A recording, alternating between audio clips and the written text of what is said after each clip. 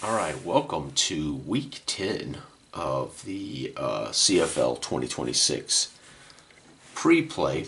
I'm using pen and paper football. The teams' ratings have changed every couple of weeks up to this point. I have just rated the teams to start week 10. Edmonton is 7-1. Saskatchewan is 6-2. BC is 4-3. Winnipeg is 3-5. Calgary is 2-6. In the East, Montreal is 6-2. Hamilton is 3-4. Ottawa is 2-5. And Toronto is 1-6. Game one, 2-6 Calgary at 1-6 Toronto. Calgary has a plus 5% score bonus. Toronto has a plus 10% scoring bonus. And that's the game we will start with. Dickinson brings his Stampeders in with Adams at quarterback, having a fantastic year. Mills, in real life, Adams is, I'm not certain if he's even thrown an interception in the CFL this year. Mills at halfback, Jones, Philpott, Brissett, Brooks, and Barnes are the chief receivers.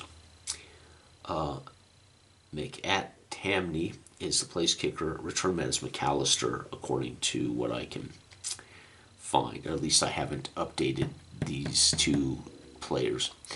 Their updated ratings are 10 and 9. Toronto, coached by Miller.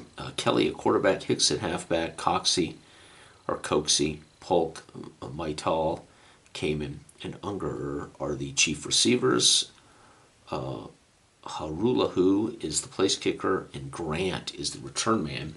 Again, updated ratings are 10-9 for those who are following along. All right, here we go. Calgary with a plus 5% on the road here in Toronto. Let's see if they can get it done against the Double Blues. And we're going to see 17 plus 1, 18. They're going to score a touchdown. And that touchdown is going to be a run touchdown by the third back of 11 yards. I don't know who the third back would be, but there would be, or that might be, the fullback might be for 11 yards, it certainly would not be the tight end under center or the big backup quarterback under center. But anyway, Calgary is going to get the touchdown with the third back off the bench. So Toronto goes to work here in a hole, down 7. 11 plus 2 is 13. They're going to score a touchdown but miss the extra point. It's going to be a 21-yard pass to Coxey, and it is 7-6 first quarter. Calgary up by 1 is going to fail to score because it's a big hit, fumble recovery by the DB. So you can imagine Adams found Brissett. Brissett got popped. Ball came loose. They scooped it up. And that kind of quashed Calgary's best chances in the second quarter. Toronto Argonauts, now with a chance to take the lead, are going to be shut out. This is going to be an interception by the third DB. That would be the halfback, probably strong side halfback, as Kelly drops, looks, pats, fires it into the flat, picked off by the strong side halfback out there, backing up the cornerback. And folks, we got us a tight ball game, 7-6 at halftime. Calgary on the road, up by 1. All right, Calgary comes out in the third quarter. They're going to score 12 plus 1, 13. They're going to get a touchdown and miss a PAT. And their PAT, they're going to be an 18-yard touchdown to Philpott. Unfortunately, they missed the point after as well. Toronto is going to be shut out again. You got to be kidding me. Intercepted by DB3 again. So they repeated, oh my God, back-to-back interceptions by Calgary's strong side halfback. Remember, you got cornerbacks, strong boundary. You got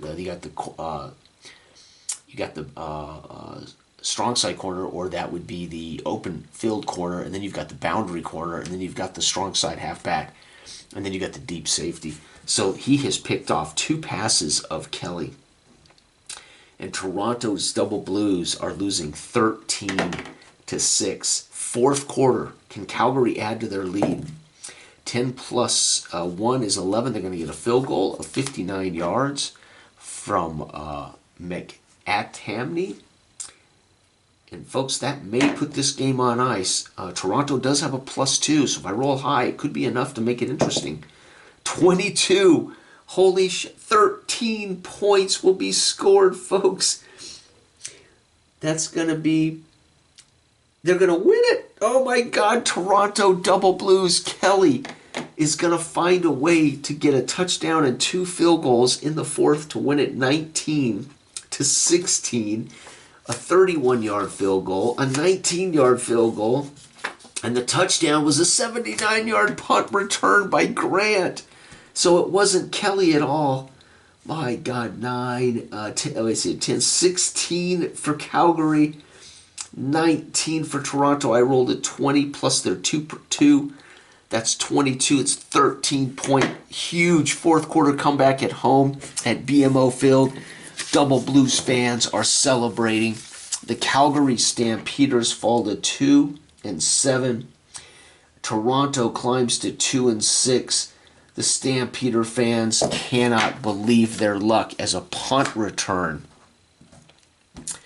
is going to be the end of that thing. Oh my gosh.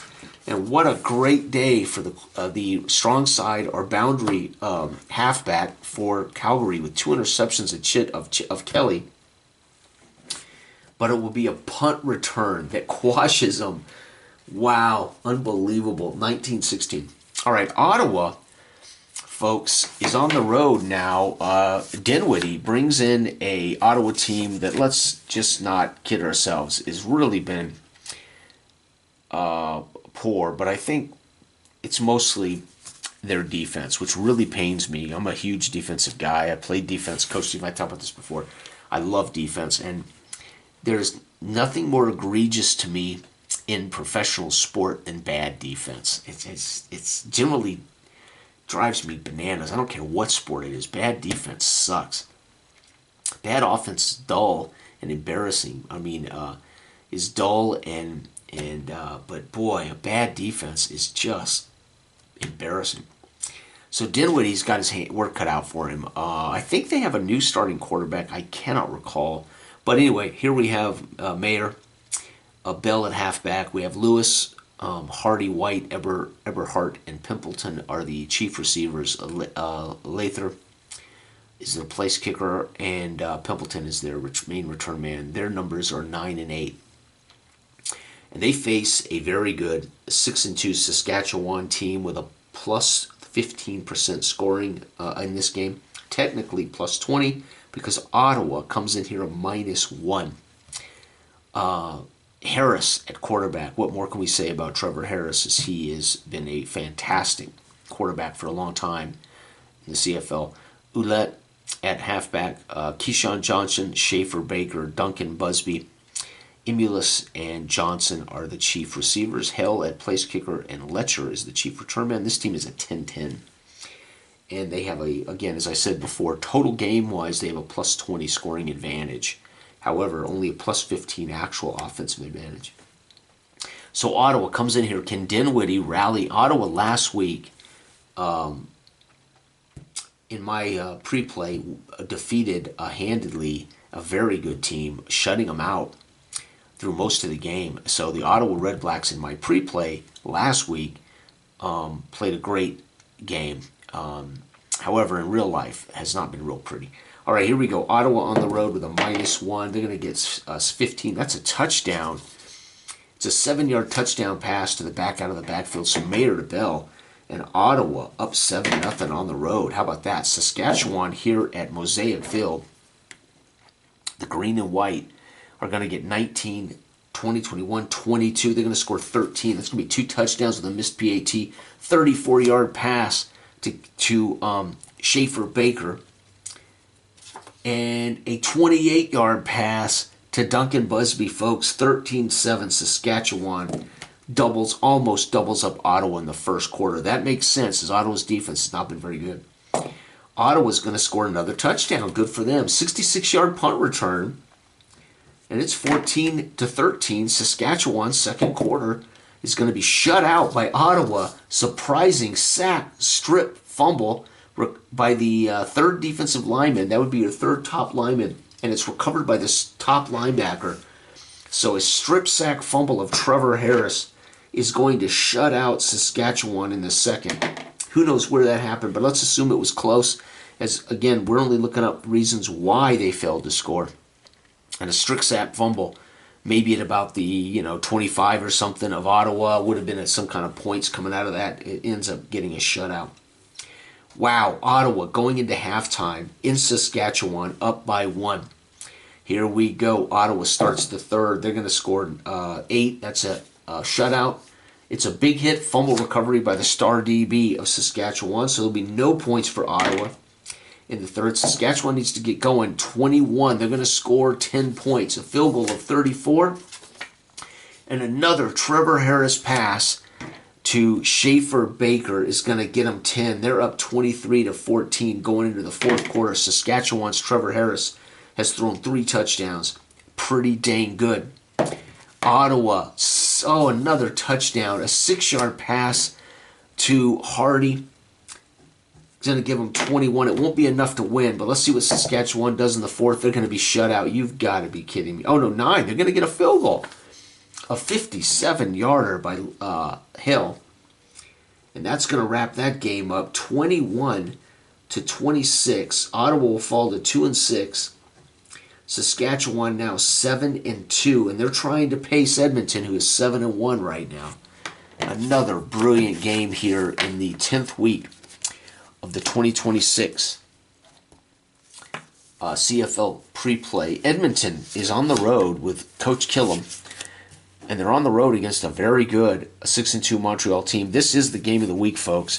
A matchup of what possibly could be the future Grey Cup. We got a lot of football left to make that decision, but Killam has had a brilliant team this year. Fajardo at quarterback, Rankin currently the best back in the CFL in real life. Mack, who is a young star from OSU. Luther, Julian Grant, O'Leary Orange are all the chief receivers. Blanchard, place kicker. Leak is the chief return man. This team is an 11-10. Unbelievable. But they're on the road at Percival Molson. Moss is the coach of the Montreal Alouettes. Alexander at quarterback, Theus at running back, Hollis, Sneed, Spiker, Stearns, and Phil Pott, all the chief receivers. Maltos, the place kicker. Brooks, a very good return man, and they are an 11-9. Edmonton has a +2, or I should say a plus 10%, but +2. And Montreal is a +2 at home. So this should be a shootout, and may the best team win. But I'm telling you, this might be a preview of what's upcoming in the Grey Cup this year. Edmonton on the road. How do they get started? They're going to be shut out by a Montreal defense that is up for this game. Picked off by the 4th DB. That, again, would be your 2 corners. Strong side halfback. 4th would be your boundary halfback, and then your deep safety. So the boundary halfback picks off Fajardo, and that's going to quash what chance they had to score in the first quarter. Montreal now feeling good, and they're going to get just a field goal, though. It's a ball game here, folks. 31-yarder, I suspect, was set up by that interception. All right, Edmonton, second quarter, what do? They're going to score 10 points. It's going to be a field goal from the 19 and a touchdown pass to Julian Grant. It's going to be 10-3. Montreal, can they keep up? No. Shut out. Interception by the linebacker. This would be the boundary linebacker, right? So that boundary is up against the sideline. So that you got your open field players in the Canadian game, and then you got your boundary players that generally are up against the sideline, right? So they have help. The sideline actually gives them a short field. Weak side, it would be weak side in pro football, in American football, right? Strong side means where the offense is got the most blockers. So, or wide side for defense would be most of the field, and boundary side would be the, right? Anyway, they're going to be shut out, and it's because of an interception of Alexander. Folks, it's 10-3 at halftime. Edmonton going to have to get this done with defense. All right, coming out of the tunnel, Killam has coached up his team, mostly telling Fajardo, we'll be fine if you just don't throw any more interceptions. And they are going to score a field goal. It's going to be a 54-yarder by Blanchard. 13-3 gives them some cushion, but Montreal in one big quarter could take the lead. 13 plus 2, 15, touchdown, Montreal. It's going to be a run by the second back for 8 yards. I don't know who their second back is, but that's a touchdown. It is 13 to 10 going into the fourth. Edmonton starts the fourth with the lead, and they will score another field goal. Folks, they're kicking chip shot, 27-yarder by Blanchard. Will that be enough, or will Montreal find a way to win this ball game on the final moments of the fourth? 13 plus 2's touchdown. It's an 11-yard strike to Sneed. And folks, I think they won it 16 to 17. Montreal at home found a way to edge Edmonton by 1 point. Montreal 7-2 on the season. So we now have 3 teams knotted at 7-2. Saskatchewan is 7-2. Edmonton is 7-2. Montreal at home in front of hometown fans in a dogfight wins at 17-16. They are also 7-2. Son of a gun. What a brilliant season this is turning into. The final game of the 10th week is the Ticats on the road at British Columbia. The Ticats, coached by Scott Milanovic, coming here with Bo Levi Mitchell. I can never get that right. Is it Levi, Bo? Anyway, Mitchell, Roundtree at halfback. Smith, another Mitchell at slot back. Tarowski, Gittins, and Wheatfall are the receivers. Legio is the place kicker. Wooden is their return man. They are a 9-9. The BC Lions, coached by Pierce. Rourke at quarterback. Butler, my favorite back in the Canadian game. Butler at halfback. Hatcher, Jackson, Mayala, McInnes, and Cynical are the receivers. White is the place kicker. Barry Hill's the return man. This team is a 9-9, so they are evenly matched. BC then will have the advantage of plus 5% because they have the home field advantage. Let's find out here. This is a big deal. BC is actually playing much better than they are in real life. In my pre-play, they're 4-3. They have a chance here to go to 5-3, which would be very nice for BC fans in my fake league, in my pre-play kind of projection league. And then, of course, we've got, I was probably a little generous to BC when I built this team because I like Rourke and I like Butler a lot. So I think I was probably being a little generous to BC when I created them. But, again. So Hamilton, though, is 3-4. So if Hamilton can win this, they're going to draw even, and BC is going to end up at 500. So this is going to be fascinating. All right, Hamilton with no plus, no negative. They just get whatever they execute. And they will get a field goal to start of 25 yards. So they settle for a chip shot field goal. BC Lions at home here. BC plays, fans on their feet. 13 plus 1, 14. It's going to be a touchdown. They're going to edge a touchdown. It is a return for a touchdown. So they're going to get a kick return following that field goal. So undone, Barry Hill undoes Hamilton's momentum with a quick strike kick return for a touchdown. Hamilton goes back to work. They're going to be shut out. It's going to be a big hit. Fumble recovery by the third linebacker. Big hit by the third linebacker. That would be your boundary backer. And the star DB scoops it up. And that's going to quash Hamilton's best chances in the second. Shutout, my God, BC. Intercepted by the top defensive back of Hamilton. Again, I don't have those guys written down, but those Canadian fans will know whoever that guy is. Their top DB picks it off. And that quashes Rourke's chances at giving a big lead going into the halftime tunnel. All right, we're going to roll BC first in the third because they're ahead, and we want to create some drama here. So BC, can they extend their lead? 14 plus 1 is 15, a touchdown. 18-yard strike to Hatcher. And Rourke has thrown 2 touchdowns today. It's 14-3. Hamilton Ticats have got to rear up on their hind legs. And nope, they're going to get shut out again. Interception by the star DB. Hamilton, 2 picks for the best DB of the BC Lions. That's going to help BC probably go on to win this game. Fourth quarter, can BC add to their lead? Yep, a touchdown. It is a 57-yard bomb to McInnes. And folks, that's going to give them 21. No chance Hamilton can come back, right? 8, nope, they're going to be shut out. Another interception by the wide field, or I should say field side strong backer, or maybe not strong, but the field side backer is going to pick them off. 3 interceptions for Mitchell. Cost Hamilton a game. They only score 3 points. BC, with 3 interceptions, only muster 21. Hamilton falls to 3-5. BC is 5-3 in my 2026 pre-play. So they are definitely performing a little better than they have been in the real 2026 season. And there we have it, folks. That is week number 10 of the CFL 2026 season. Next up, week 11 is BC at Calgary. That's going to be interesting. Calgary's 2-7. BC is 5-3. Calgary should be the winner there, but we'll see. Ottawa on the road at Winnipeg.